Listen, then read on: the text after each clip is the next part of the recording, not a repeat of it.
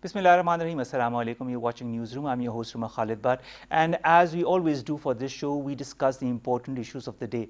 Let's discuss and try to decipher a little bit of what is happening around the world. The first issue that we are going to discuss today is Pakistan's sacrifices in the war against terror and the US report that has recently been out on terrorism, in which Pakistan hasn't been mentioned in that favorable word. Now, the Foreign Office has said that it was disappointed with Pakistan-related observations in this U.S. State Department's annual country report on terrorism for the year 2019, calling them self-contradictory and selective in characterizing efforts to counter terrorism and terrorist financing. That is, of course, our lead story for this segment of the Newsroom. Our second story of the day is about the World Drug Day. Today is the International Day Against Drug Abuse and Illicit Trafficking, also known as World Drug Day. It is celebrated every year on the 26th of June, and the theme this year of the World Drug Day is better knowledge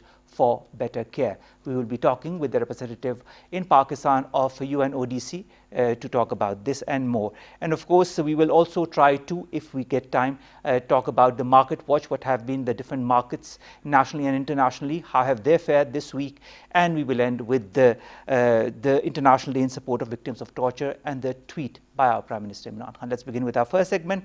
Pakistan's sacrifices in the war against terror is no secret to anybody. We have lost tens of thousands of people in this war on terror. Pakistan's armed forces have waged two very important wars against terrorism. Despite that, in this US State Department's annual country report on terrorism for 2019, there are certain references that are not very illuminating for Pakistan. To talk more about that, we've been joined by AVM Ikramullah Bhatti Saab, who is also a senior expert. Thank you very much, sir, to have joined us. Sir, how do you see this report that has come out from the US State Department on terrorism? Why doesn't it acknowledge Pakistan's efforts as it should do? Well, in my view, all such reports essentially are interest driven. And also, the policy line that they take up is aimed at appeasing partners or allies and also exerting pressure on the targeted nations. And I think, as usual, this is what this report does, that while we see that the situation in Afghanistan is now coming to a close and the US is still requiring Pakistan's assistance in its withdrawal and return of Afghanistan back to hopefully a peaceful situation. And at the same time, we see that the tension between China and India has mounted, and of course, the LOC violations continue to take place, and India is under international scrutiny or international watch because of the treatment that it is meting out to minorities, especially the Muslims. So, and now this report comes out, and we see that, of course, it is going to appease the Indians, it is going to put Pakistan under more pressure.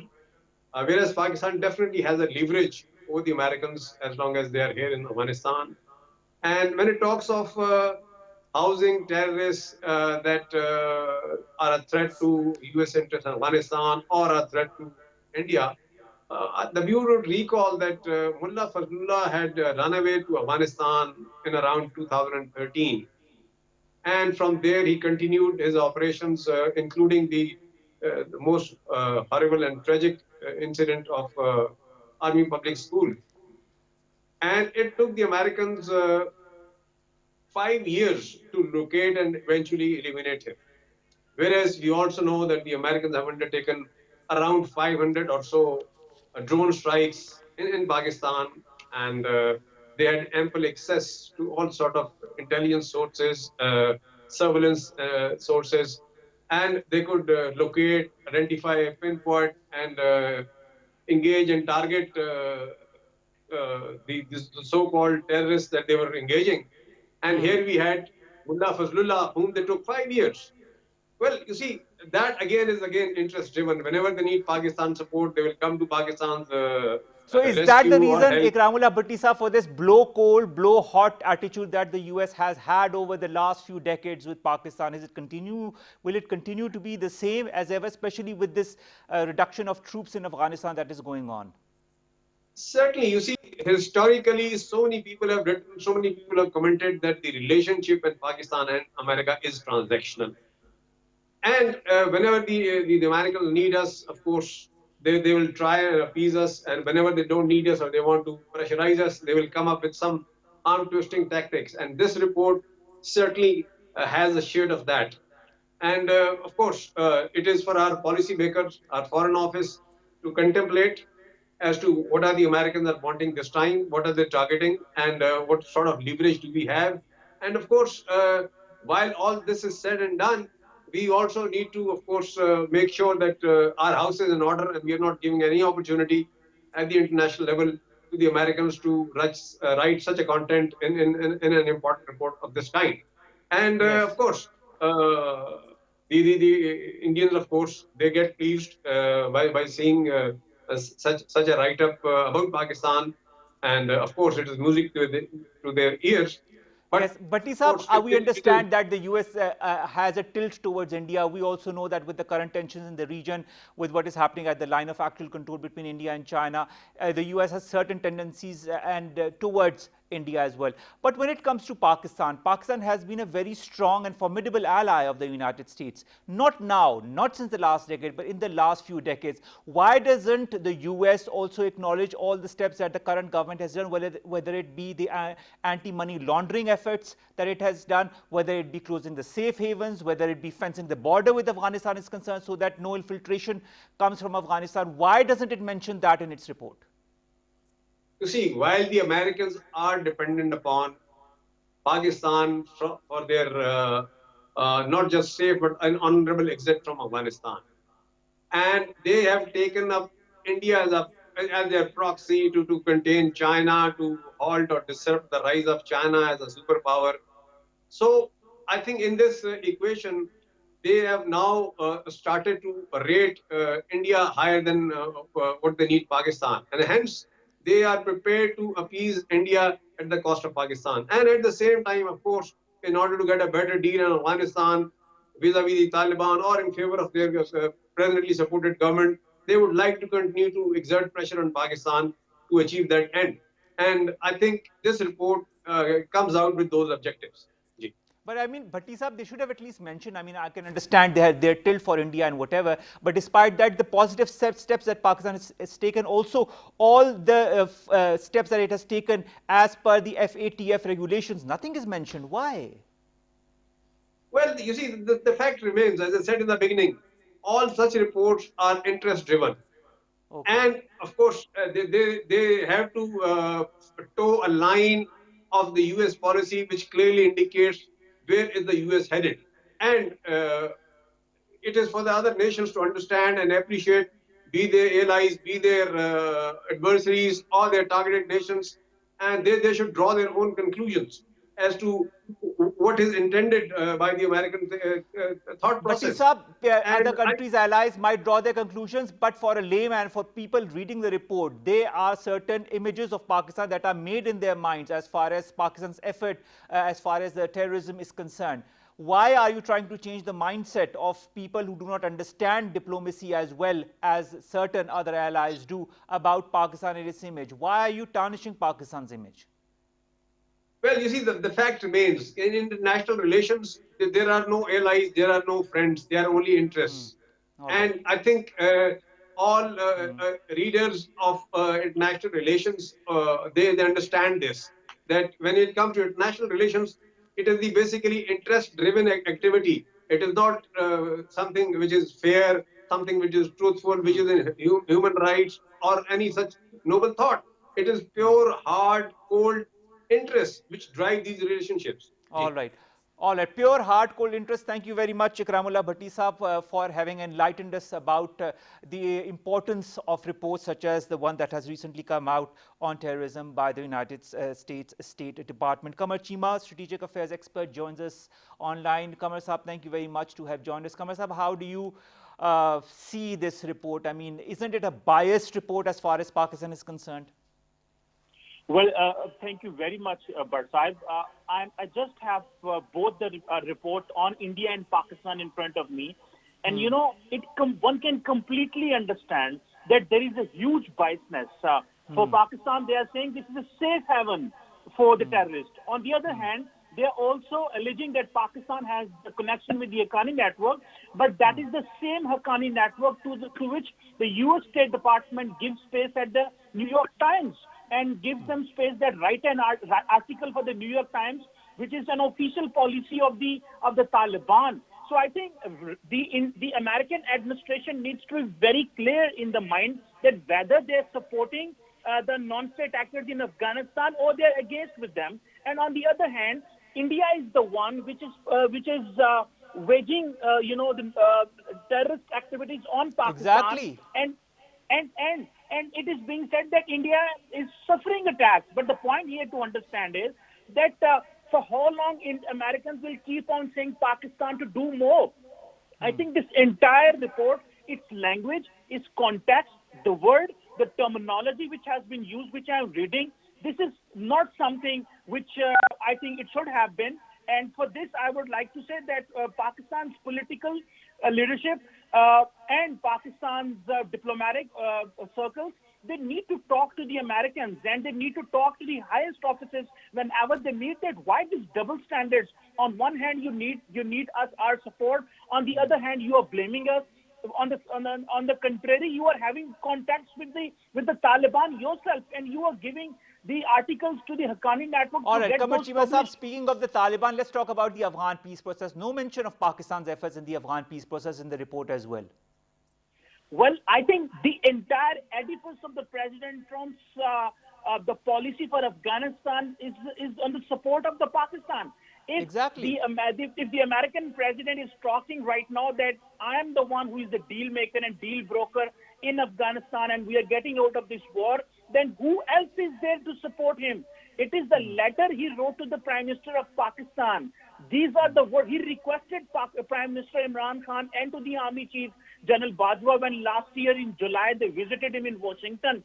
So just look at how quickly they can turn over and they can change sides. I think rather just taking it, the more such kind of reports come, the more the language does not change, the more this kind of narrative keep on coming from USA, I think they will lose significance because on one hand, there are the number of terrorist incidents in Pakistan has dramatically decreased. There is no terrorist organization which is operating and to which the Pakistani law enforcement agencies have not dealt with.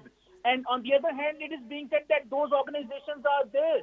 Although those are the organizations which are present with you in Doha, on with whom you are having talks, and now you are blaming us, rather being thankful to us, you kept on blaming.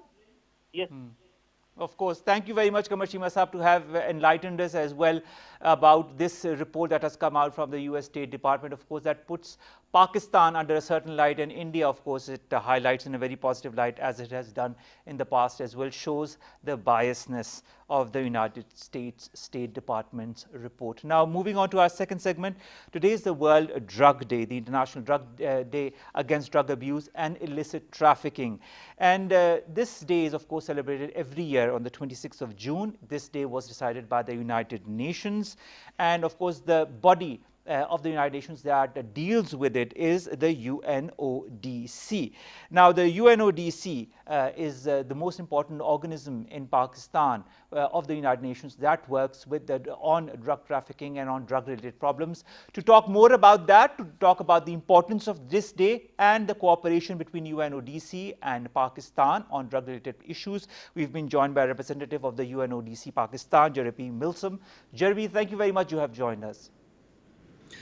Thank you very much. Thanks for having me on your program.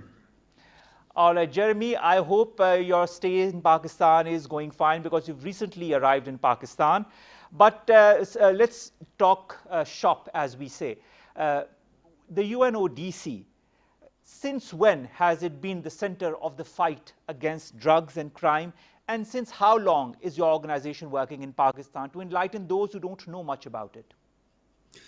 Well, okay, thank you. In fact, UNODC, in its current and earlier forms, has worked in Pakistan for over 40 years.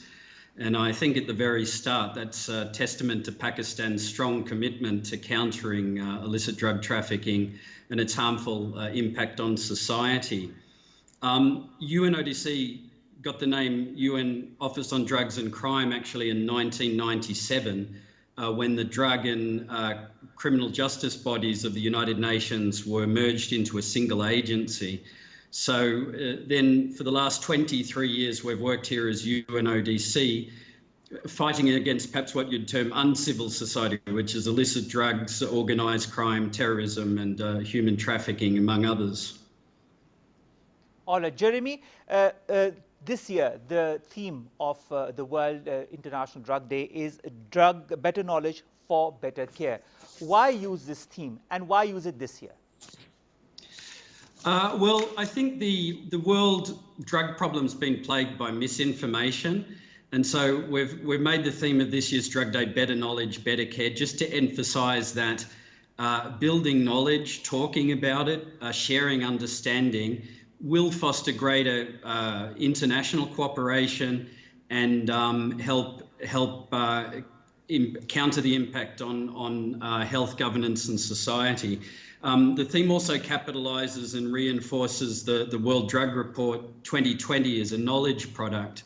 It's something we produce every year and the base for everyday people, organisations, networks, businesses, civil society, the media, to share trusted, accurate information on the world drug problem, to spread science, clear messages, solidarity. All right. Jeremy, also you talked about the World Drug Report 2020 that has recently come out. Could you highlight some of the key points of this report?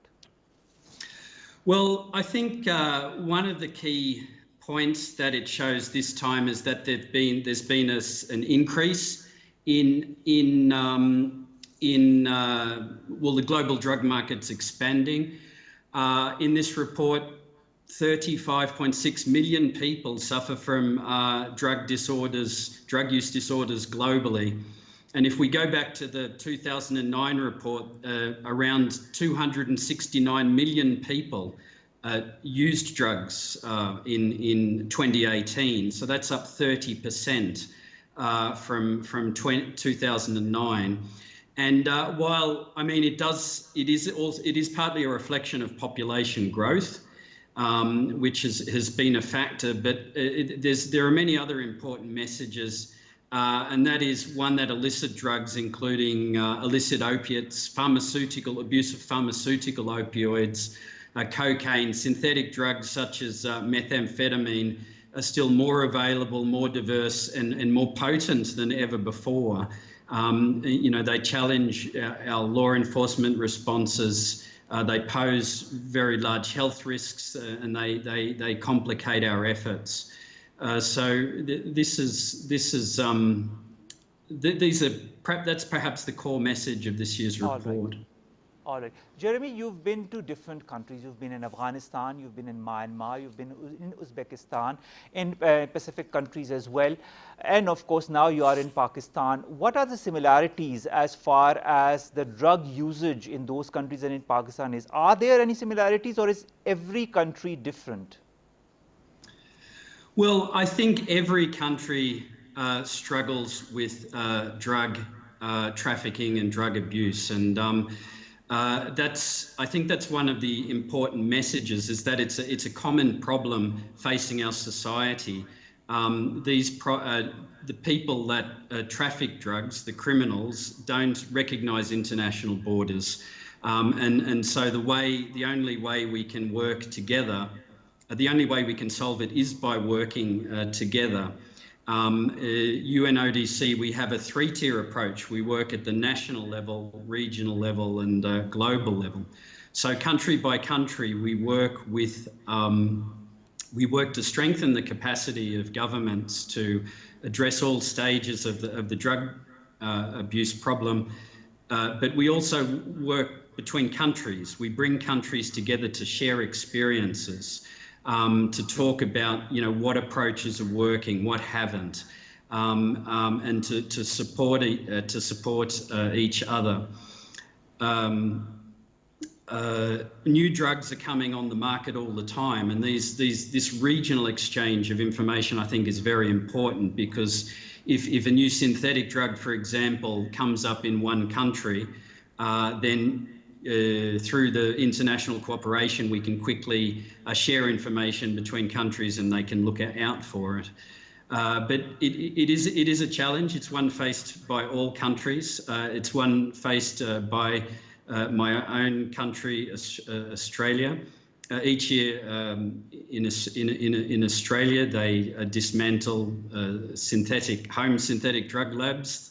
We revise and work on policies to bring new messaging to youth and schools. And we share that information internationally and work with other countries. So all countries face the problem and need to work together and support each other. All right, Jeremy, you talked about the usage of drugs in different environments, whether it be in schools, in societies, amongst different sectors and sections of society.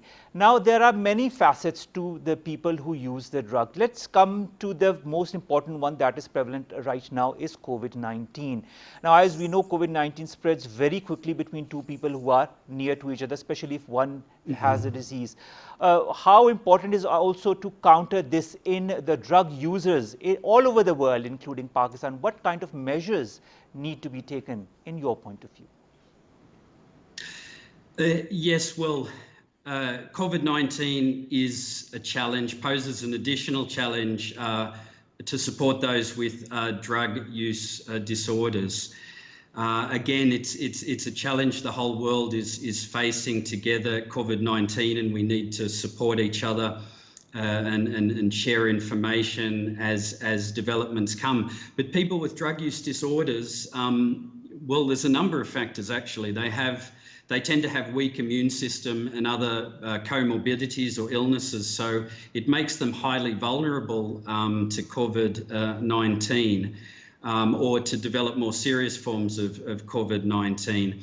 I think, as you know, also one of the challenges with COVID-19 is it's putting a lot of pressure on emergency medical services, which are being directed to respond to severe cases of COVID, and then more regular medical treatments, it's difficult to address them at the moment. So, you know, currently in many countries there are limitations on admission to drug treatment centres, as it's not considered emergency treatment. You know, those who use drugs too often have financial problems.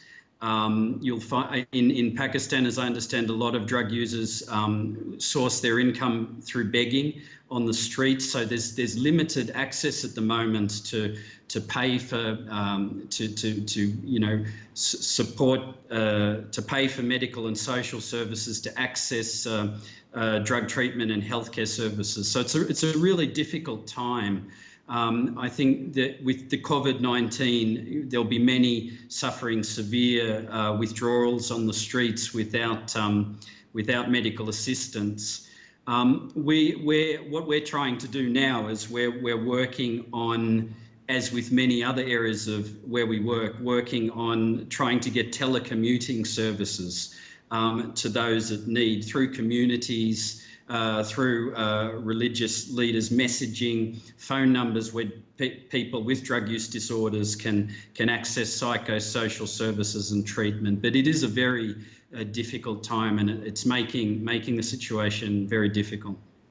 Jeremy, you were talking about cooperation with the local authorities. Now, how important and how effective has been the collaboration with the Ministry of Narcotics Control and the ANF in Pakistan? Well, I mean, the ANF and Ministry of Narcotics Control are two of our very important partners here. We have excellent cooperation with the Ministry of Narcotics Control and ANF. We meet regularly, discuss the challenges in Pakistan and how we can work together. I mean, just to give you a few examples, we're working in partnership with the Ministry of Narcotics Control and Ministry of Health on helping establish a regulatory framework mechanism for drug treatment in Pakistan.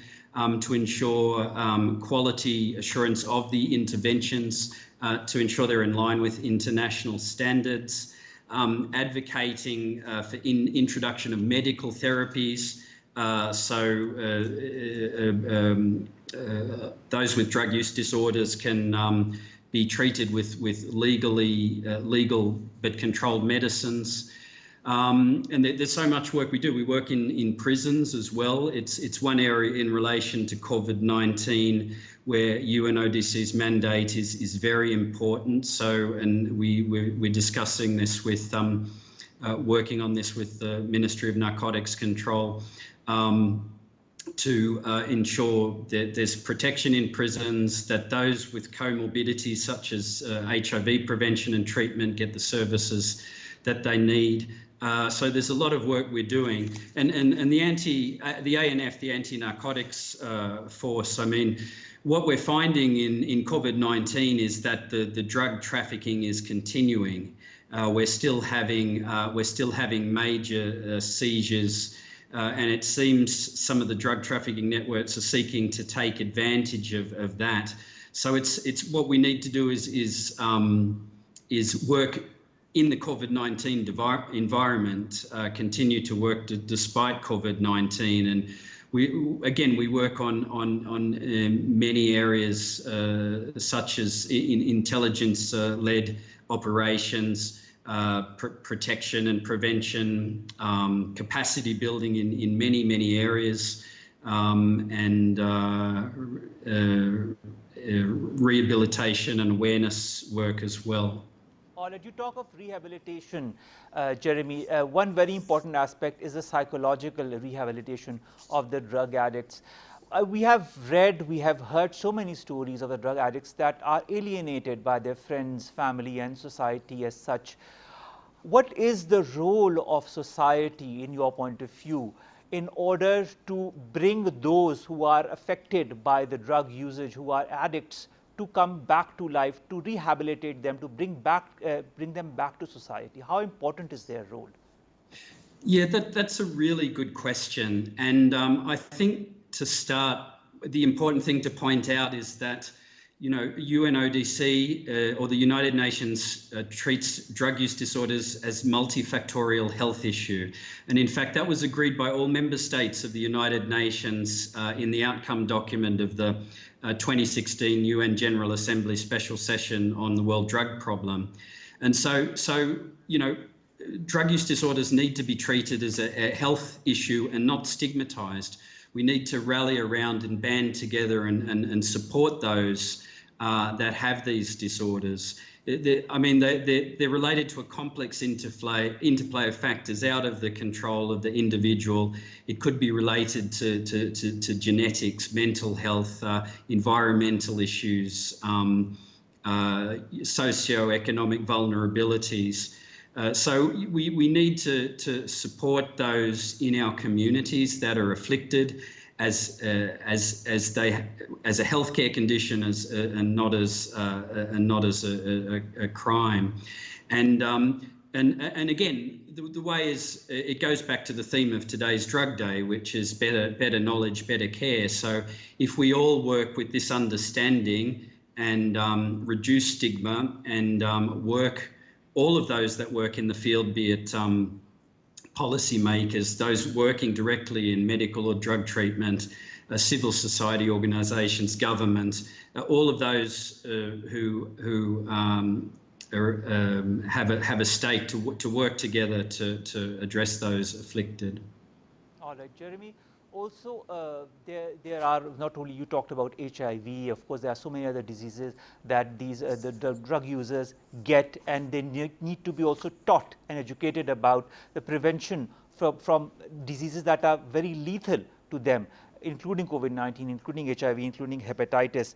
Now, there's also another thing that they go up to. You talked about the drug users resorting to begging, but they also resort to different crimes in order to get the money for their drugs.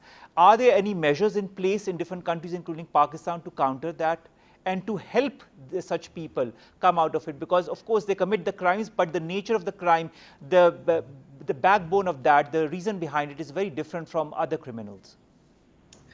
Yes, sure. Well, again, if it's treated as a health problem and not as a crime problem, then we can better engage with the people, and they won't be afraid and can seek services. When I mentioned earlier, one of the things we're working on with Ministry of Narcotics Control and Ministry of Health, and that is medical treatment with medicines such as buprenorphine to treat drug users. Now, if they're in a healthcare, a medical program, and can then they don't need to resort to crime. Also, the survey done in 2016 found that 38% of those who inject drugs were also HIV positive, and many of those also are afflicted with hepatitis.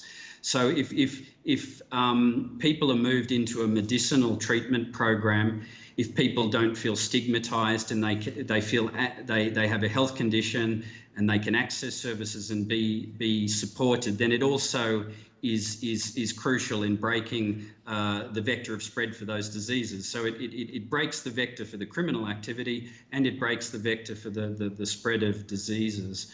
And it's something which we need to address on medical fronts, not just the treatment and the psychosocial support. Thank you very much, Jeremy Milsom, country representative for UNODC, giving us a detailed outlook of what his organization is doing in Pakistan, and of course to help the drug users. Drug users, ladies and gentlemen, are of course part of your society. Do not alienate them. Try to help them in whichever way that you can, because that is how they will become better citizens of Pakistan.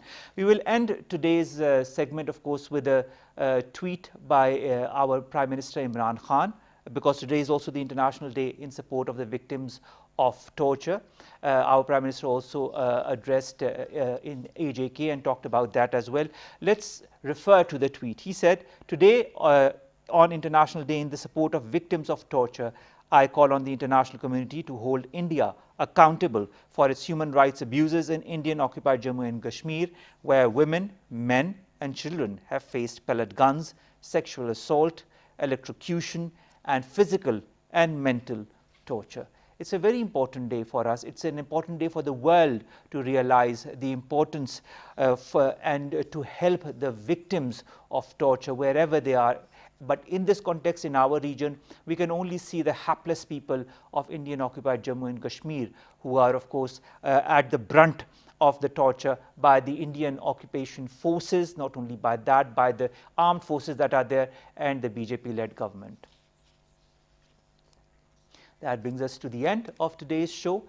We hope that you've understood a little bit about drug usage, about the importance of today's day, because today are two important days, as we've mentioned.